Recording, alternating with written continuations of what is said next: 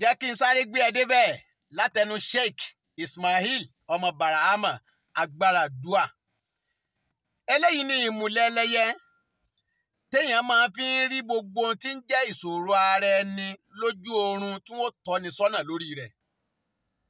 Àfojúdi náà kọ́ ni ò jẹ́ kó gbádùn ayé rẹ̀. Bí wọ́n bá sọ eléyìí ó ní irọ́ ni.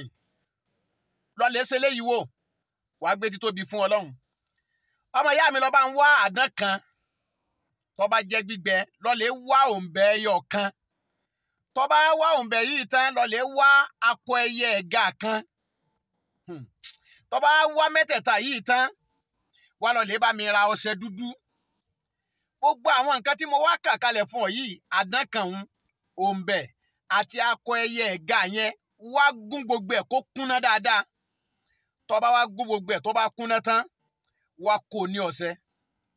Tó bá kó ní ọṣẹ tán, lọ lè wá ike white ni o kó ọṣẹ náà sí. Tó bá wá kó sínú ike white tán, ọmọ ìyá mi, wàá lọ lè gbé ọṣẹ yẹn pamọ́ fún ọjọ́ 2 gbáko. Ìjọ́ tó bá parí rẹ̀ tán yóò sùn ọjọ́ kan, yóò sùn ọjọ́ kejì.